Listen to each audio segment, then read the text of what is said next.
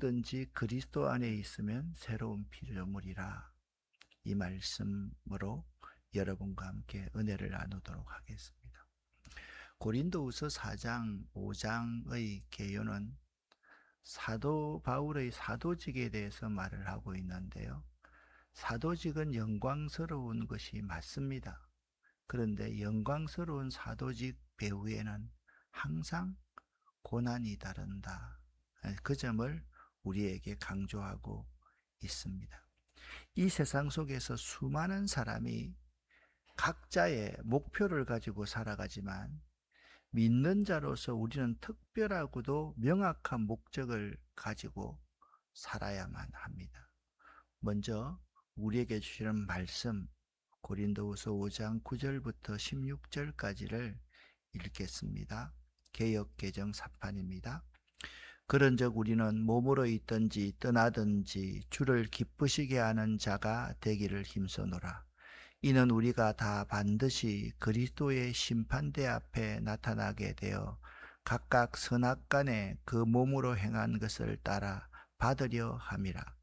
우리는 주의 두려우심을 알므로 사람들을 권면하였거니와 우리가 하나님 앞에 알리어졌으니 또 너희의 양심에도 알리어지기를 바라노라. 우리가 다시 너희에게 자천하는 것이 아니요 오직 우리로 말미암아 자랑할 기회를 너희에게 주어 마음으로 하지 않고 외모로 자랑하는 자들에게 대답하게 하려 하는 것이라. 우리가 만일 미쳤어도 하나님을 위한 것이요 정신이 온전하여도 너희를 위한 것이니 그리스도의 사랑이 우리를 강권하시는도다. 우리가 생각하건대 한 사람이 모든 사람을 대신하여 죽었은즉 모든 사람이 죽은 것이라. 그가 모든 사람을 대신하여 죽으심은 살아있는 자들로 하여금 다시는 그들 자신을 위하여 살지 않고 오직 그들을 대신하여 죽었다가 다시 살아나신 이를 위하여 살게 하려 함이라. 그러므로 우리가 이제부터는 어떤 사람도 육신을 따라 알지 아니하노라. 비록 우리가 그리스도도 육신을 따라 알았으나 이제부터는 그같이 알지 아니하노라. 아멘. 오늘 9절에서 바울은 그러므로 우리는 몸으로 있든지 떠나 있든지 주를 기쁘시게 하는 자가 되기를 힘써노라. 그렇게 고백하고 있습니다. 우리는 명확하게 우리가 살아야 될 이유를 오늘 고린도후서 5장 9절에서 발견할 수가 있습니다. 우리는 주를 기쁘시게 하는 자가 되리라. 나는 주를 기쁘시게 하는 자가 되리라. 우리의 가장 우선적인 목적은 주를 기쁘시게 하는 것입니다. 여러분 삶의 목표가 이렇습니까? 나는 주를 기쁘시게 하기 위해서 살아가고 있습니다. 이 빌딩은 월도프 아스토리아 빌딩입니다. 뉴욕에 있는 빌딩인데요. 이 뉴욕의 월도프 아스토리아 호텔은 미스터 루스라는 전설적인 직원이 있었습니다.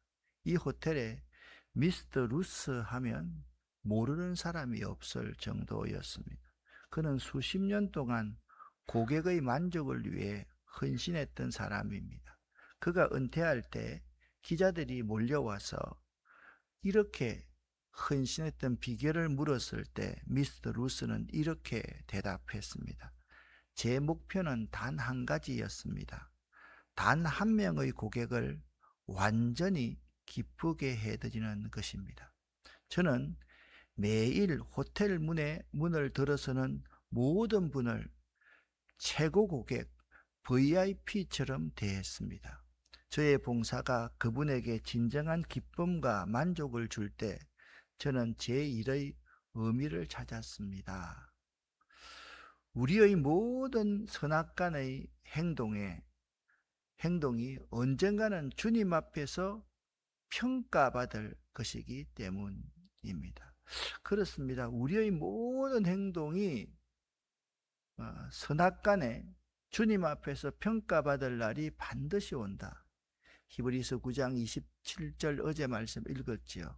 한 번 죽는 것은 사람에게 정하신 것이요, 죽음 이후에는 반드시 심판이 있다. 그러니까 우리는 언젠가 주님 앞에 평가받을 날이 있습니다. 나는 지금 나의 최고의 고객이신 주님을 기쁘시게 해드리고 있는가? 이것이 우리의 매일의 질문이 되어야만 합니다.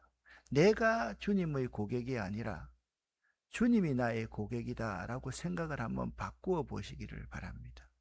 그 주님의 모습이 영광스러운 모습뿐만 아니라 거지 같은 모습으로 우리 앞에 와 계시다 할지라도 그 주님을 매일의 질문 가운데 그 주님을 기쁘시게 하는 삶을 살고 있는가?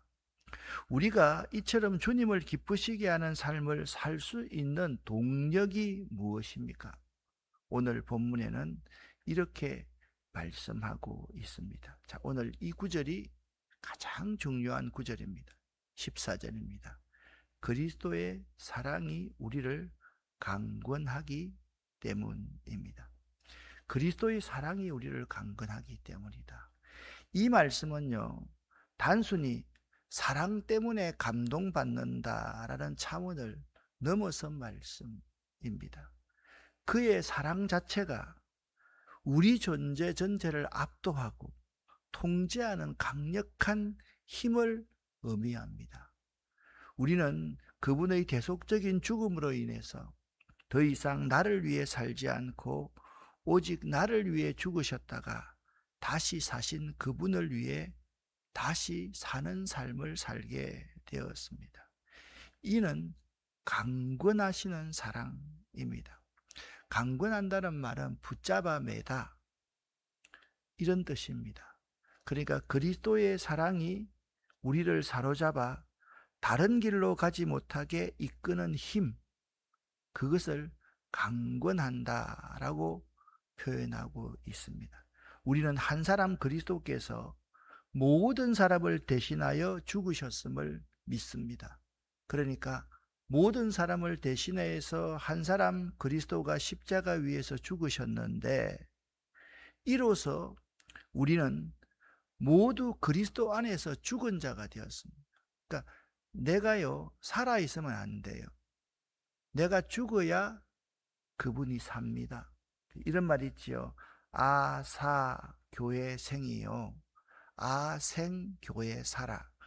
내가 죽으면 교회가 살고 아생, 내가 살면 교회가 죽는다. 가정도 마찬가지입니다. 아사 가정생이요, 아생 가정 살아. 내가 죽어야 가정이 살고 내가 살면 가정이 죽습니다. 기업도 마찬가지입니다. 모두가 마찬가지입니다. 그리스도께서 십자가에 죽는 순간 여러분과 저의 옛 자아는 죽어야 됩니다. 내가 없어야 됩니다. 우리 그리스도인 가운데 이런 말 하는 사람이 참 많습니다. 내 생각에는 어떻게 보면 가장 믿음이 없는 말일 수가 있습니다. 구약 성경의 예언자들, 선지자들을 보십시오. 내 생각에는 그런 말 하는 예언자, 선지자 한 명이라도 보셨습니까? 한 명이라도 보셨습니까? 그들은 어떻게 말했습니까? 여호와께서 말씀하셨습니다. 자기 생각이 죽었습니다. 그리스도께서 십자가에 죽으심으로 말미암아서 나의 생각, 나의 옛 자아는 죽었다는 사실을 모르는 사람은 그리스도의 제자, 사도로서의 삶을 살아갈 수가 없습니다. 내가 죽지 않았는데 어떻게 고난과 역경이 왔을 때 예수를 부인하지 않을 수가 있겠습니까? 내가 살아있으니까 예수를 살고 싶은데 예수를 부인할 수밖에 없지요. 내가 죽은 사람은 이미 내가 죽고 내 안에 그리스도께서 살기 때문에 그분을 위해서 고난을 기꺼운 마음으로 받을 수가 있는 것입니다. 그리스도께서 우리를 대신하여 죽으셨다가 다시 사신 것은 이제 우리가 더 이상 자기를 위하여 살지 않고 오직 우리를 대신하여 죽었다가 다시 사신 이를 위하여 살게 하려 하심입니다. 여러분, 이것이 우리의 삶의 분명한 지향점이 되어야만 합니다. 5장 15절 말씀을 세번역 성경으로 함께 합독하겠습니다. 그가 모든 사람을 대신하여 죽으심은 살아있는 자들로 하여금 다시는 그들 자신을 위하여 살지 않고 오직 그들을 대신하여 죽었다가 다시 살아나신 이를 위하여 살게 하려 함이라. 아멘. 아멘입니다. 다시는 그들 자신을 위하여 살지 않고, 다시는 나 자신을 위해 살지 않고, 다시는 우리 가족들을 위해서 살지 않고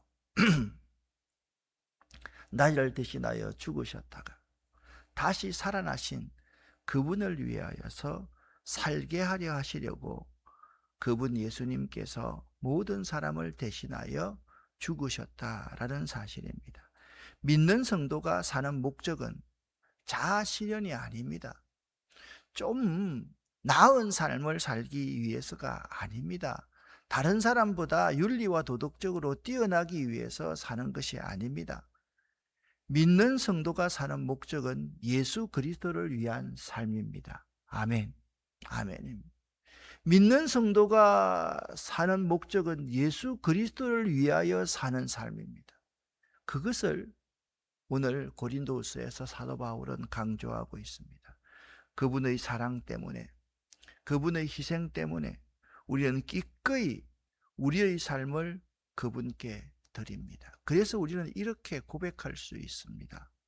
고린도후서 5장 17절 말씀, 너무나도 잘 아는 말씀입니다.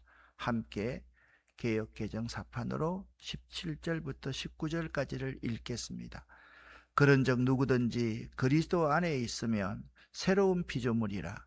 이전 것은 지나갔으니 보라 새 것이 되었도다. 모든 것이 하나님께로서 났으며 그가 그리스도로 말미암아 우리를 자기와 화목하게 하시고 또 우리에게 화목하게 하는 직분을 주셨으니 곧 하나님께서 그리스도 안에 계시사 세상을 자기와 화목하게 하시며 그들의 죄를 그들에게 돌리지 아니하시고 화목하게 하는 말씀을 우리에게 부탁하셨느니라. 아멘. 자, 방금 전에 말씀을 드렸습니다. 그리스도가 십자가를 위해서 모든 사람을 위해서 죽으신 그 순간 나의 옛자는 완전히 죽었습니다. 자, 보십시오. 그런 사람이 어떤 사람이냐? 새로운 피조물이라 말하고 있습니다. 새로운 피조물은 그냥 사람이 조금 변한 거 이 정도가 아닙니다. 새로운 피조물은 내가 죽고 내 안에 계신 예수가 사는 삶을 사는 사람, 이런 사람이 새로운 피조물입니다. 여러분이 새로운 피조물 될 수 있기를 예수 이름으로 간절히 축원합니다. 이제 변화된 새로운 존재가 탄생합니다. 그리스도께서 십자가 위에 죽으시는 그 순간부터 모든 사람은 새로운 존재가 될 수 있는 가능성을 얻었습니다. 그 가운데 그리스도 예수를 입으로 시인하고 마음으로 믿어서 그를 영접하는 사람들은 나의 옛자가 완전히 죽었습니다. 그리스도의 사랑에 매인 사람은 세상을 바라보는 관점 자체가 완전히 달라집니다. 바울은 이제부터 우리가 아무도 육신을 따라 알지 아니하노라 라고 선언을 하고 있습니다. 이전에는 세상적인 기준, 외모, 배경, 능력 등을 보고 사람을 평가했지만 이제는 그리스도 안에서의 새로운 관점으로 사람을 봅니다. 이 새로운 관점의 근거는 그리스도 안에 있으면 새로운 피조물이기 때문입니다. 우리는 더 이상 옛사람이 아닙니다. 여러분은 더 이상 옛사람이 아닙니다. 무슨 말씀입니까? 여러분은 죽었습니다. 여러분은 십자가 위에 여러분의 정과 욕심을 다 못 박았습니다. 믿으십니까? 그렇습니다. 우리는 이 사실을 잘 알아야 됩니다. 우리가 예수를 믿으면서 자꾸 윤리와 도덕적으로 예수를 믿는 것처럼 생각하는 사람이 참 많습니다. 이전에 이랬었는데 이제는 이랬어. 그게 자랑입니다. 이게 자랑이 아닙니다. 이전에는 내 마음대로 인생을 살았는데 이제는 절대로 내 마음대로 인생을 살지 않습니다. 그분의 뜻을 따라, 그분의 말씀을 따라, 그분의 바람을 따라 살아가는 사람입니다. 그걸 자랑할 수 있어야 됩니다. 주님이 말씀하시면 가고요. 주님이 멈추라 하면 멈추고요. 주님이 하라는 것만 하고요. 주님이 하지 말라는 것은 자꾸 이유를 붙이는 게 아닙니다. 이 정도는 괜찮지 않겠습니까? 그런 말조차도 하는 것이 아니다라는 것입니다.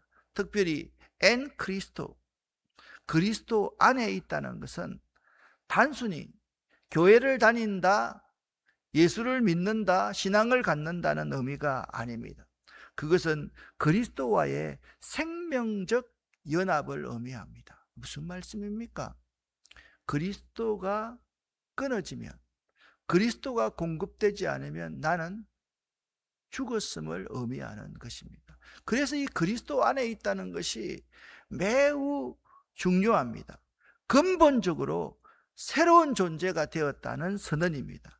나의 정체성, 내 인생의 목적, 나의 가치관, 그리고 영적인 운명 전체가 새로워진 우리는 이제 하나님의 새로운 창조 질서에 속한 존재입니다. 내가 죽고 나는 죽어버렸습니다. 내가 없습니다. 전규택이 없습니다. 그런데 어떤 사람은 이런 말을 합니다. 내가 옛날에는 내 옛날이 없어요. 내 옛날은 다 지워졌어요. 삭제되었다는 말입니다. 그런데 자꾸 옛날을 비교하면서 옛날보다 조금 더 낫다. 그게 그리스도 안에서가 아닙니다. 나의 정체성, 내 인생의 목적, 내 인생 목표, 내 가치관, 내 세계관, 그리고 영적인 운명 전체가 새로워졌다. 무슨 말입니까?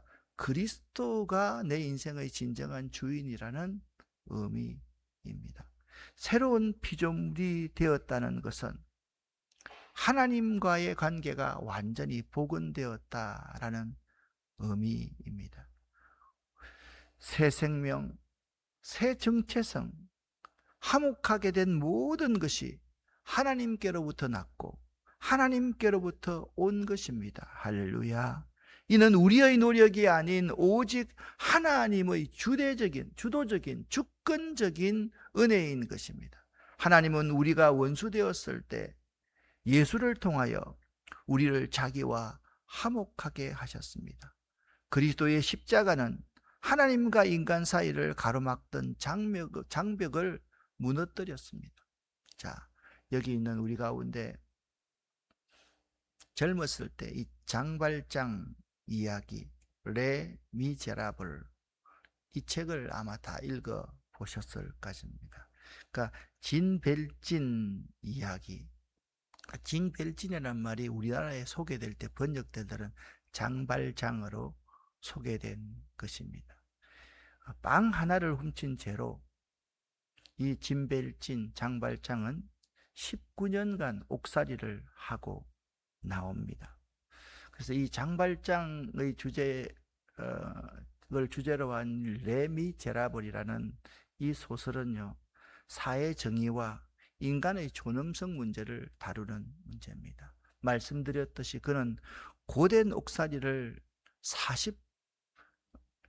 46세까지 하게 됩니다. 46세 그가 출소를 하게 됩니다. 감옥에서 겨우 벗어난 이 남루한 모습을 한 그에게 사람들은 재수라고 냉정하게 대합니다. 단 한 사람, 그를 아주 따뜻하게 대해준 사람이 있었습니다.